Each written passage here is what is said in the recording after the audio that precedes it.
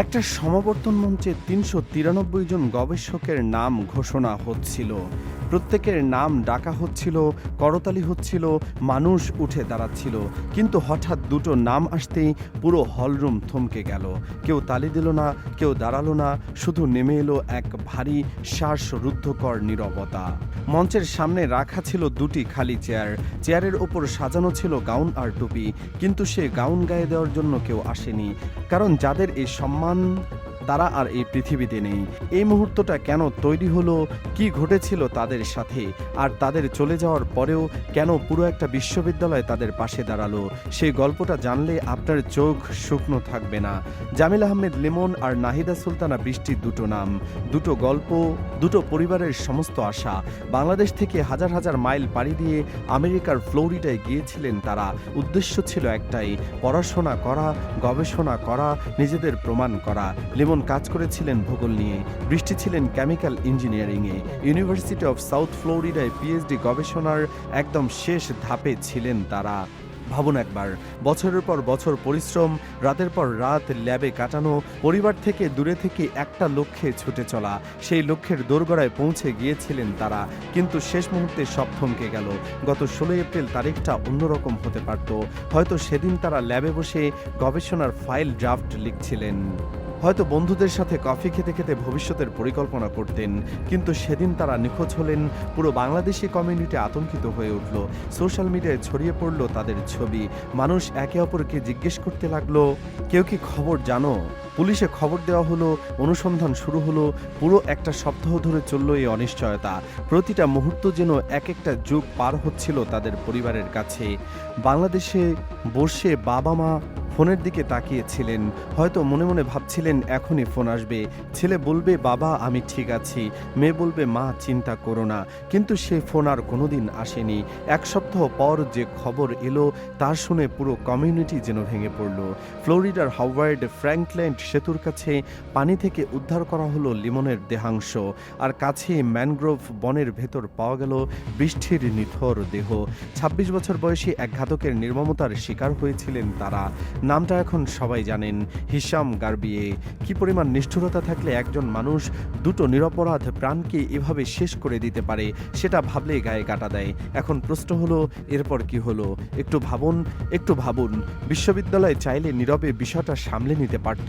হয়তো একটা ছোট শোকবার্তা দিয়ে, হয়তো একটা ইমেল পাঠাতো ছাত্রদের কাছে। কিন্তু ইউনিভার্সিটি অফ সাউথ ফ্লোরিডা সেটা করেনি। তারা এমন কিছু করেছে যা শুনলে আপনি বুঝবেন মানবতা এখনও বেঁচে আছে। বিশ্ববিদ্যালয় বসন্তকালীন সমাবর্তন অনুষ্ঠানে যখন ডক্টরাল ডিগ্রিধারীদের নাম ঘোষণা করা হচ্ছিল, তখন লিমন আর বৃষ্টির নামও সেই তালিকায় রাখা হলো। তাদের মরণোত্তর পিএইচডি ডিগ্রি প্রদান করা হলো। অর্থাৎ তারা বেঁচে থাকলে যে সম্মান পেতেন, মৃত্যুর পরেও সেই সম্মান থেকে তাদের বঞ্চিত করা হয়নি। মঞ্চের সামনে যে দুটো খালি চেয়ার রাখা হয়েছিল, সেগুলো ছিল শুধু আসবাব নয়, সেগুলো ছিল একটা প্রতীক, একটা বার্তা। যেন চেয়ারগুলো নিজেই বলছিল, আমরা অপেক্ষা করছিলাম, কিন্তু তারা আসতে পারল না। পুরো হলরুমে 1 মিনিট নীরবতা পালন করা হলো। 300-রও বেশি মানুষ মাথা নিচু করে দাঁড়িয়েছিলেন। অনেকের চোখে পানি। অনেকে হয়তো ভাবছিলেন, এটা আমার সহপাঠী হতে পারত, এটা আমার বন্ধু হতে পারত।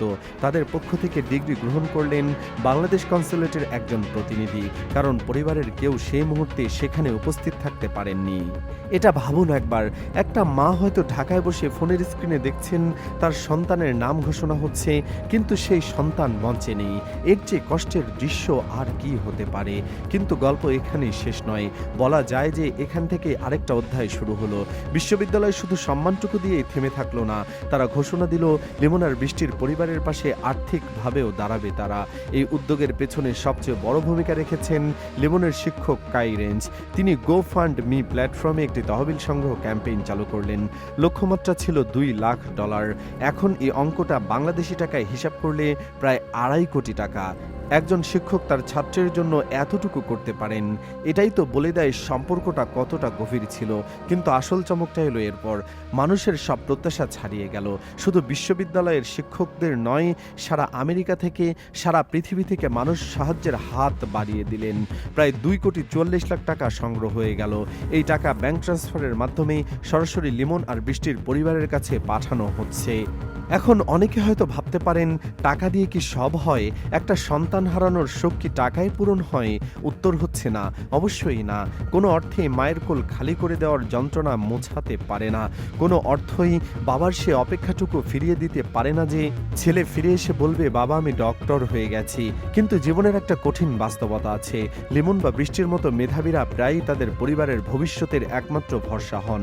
বাংলাদেশের মধ্যবিত্ত পরিবারগুলো সন্তানের পেছনে তাদের সবকিছু বিনিয়োগ করে, জমি বিক্রি করে, ঋণ নিয়ে নিজেরা কষ্ট করে সন্তানকে বিদেশে পাঠান।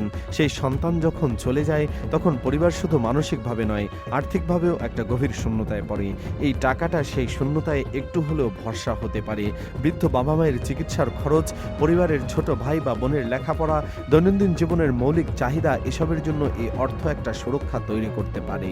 আরেকটা সম্ভাবনার কথা না বললেই নয়, অনেক সময় পরিবারগুলো তাদের হারানো প্রিয়জনের স্মৃতিকে বাঁচিয়ে রাখতে তাদের নামে কিছু করতে চান।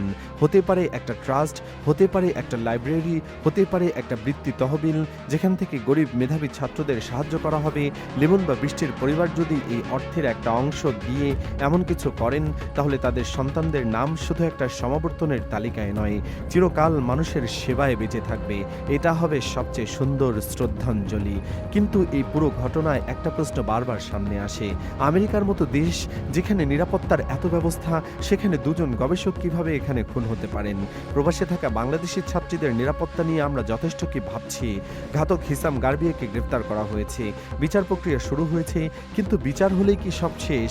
যে নির্মমতা এখানে ঘটেছে তার দৃষ্টান্তমূলক শাস্তি না হলে ভবিষ্যতে অন্য কোনো লিমন বা বৃষ্টি কি নিরাপদ থাকবে? এই প্রশ্নটা আমাদের সবাইকে ভাবতে হবে। একটা জিনিস লক্ষ্য করুন, লিমন আর বৃষ্টির মৃত্যু একটা ট্র্যাজেডি, কোনো সন্দেহ নেই। কিন্তু এই ট্র্যাজেডির ভেতর থেকে বেরিয়ে এসেছে মানবতার এক অসাধারণ গল্প। একজন শিক্ষক নিজে উদ্যোগ নিয়ে তহবিল সংগ্রহ করেছেন, সহপাঠীরা পাশে দাঁড়িয়েছেন, বিশ্ববিদ্যালয় শুধু কাগজে কলমে নয়, হৃদয় দিয়ে সম্মান জানিয়েছে। সারা পৃথিবীর মানুষ অচেনা দুটো পরিবারের জন্য পকেট থেকে টাকা বের করেছেন। এটা কিন্তু প্রতিদিন ঘটে না, এটা ঘটে যখন তখন হারানো মানুষগুলো সত্যিকারে অসাধারণ হন। লিমন আর বৃষ্টি ঠিক তাই ছিলেন। তাদের মেধা, তাদের পরিশ্রম, তাদের স্বপ্ন এতটাই স্পষ্ট ছিল যে মৃত্যুর পরে মানুষ তাদের ভুলতে পারছে না। আমি একটা কথা বলে শেষ করতে চাই, সমাবর্তন মঞ্চে সেই দুটো খালি চেয়ার শুধু দুটো অনুপস্থিতির প্রতীক ছিল না, সেগুলো ছিল আমাদের সবার জন্য একটা প্রশ্ন। আমরা কি আমাদের মেধাবীদের যথেষ্ট মূল্য দিচ্ছি? আমরা কি তাদের নিরাপত্তা নিশ্চিত করতে পারছি? আমরা কি তাদের স্বপ্নকে সম্মান দিচ্ছি? লিমন আর বৃষ্টি হয়তো আর ফিরে আসবে না, তাদের গবেষণা হয়তো অসমাপ্ত থেকে যাবে, কিন্তু তাদের গল্প আমাদের শিখিয়ে দিল মেধার কোনো মৃত্যু নেই, ভালোবাসার কোনো সীমানা নেই। ফ্লোরিডার সেই ক্যাম্পাসে আজ তাদের শারীরিক উপস্থিতি নেই, কিন্তু তাদের উপস্থিতি অনুভব করা যায় প্রতিটি করিডোরে, প্রতিটা ল্যাবে, প্রতিটা সহপাঠীর স্মৃতিতে। ঘাতকের বিচার হবে, সেটা আমরা সবাই চাই, কিন্তু তার চেয়ে বড় কথা হলো লিমন আর বৃষ্টির মতো আর কোনো স্বপ্ন যেন এভাবে থেমে না যায়, সেটা নিশ্চিত করাই হবে তাদের প্রতি সবচেয়ে বড় শ্রদ্ধা। আপনারা কি মনে করেন, ঘাতকের কি শাস্তি হওয়া উচিত? আর প্রবাসে থাকা আমাদের সন্তানদের নিরাপত্তা নিশ্চিত করতে আমাদের কি করা উচিত? জানান আপনার মতামত কমেন্টে। ভালো থাকবেন সবাই।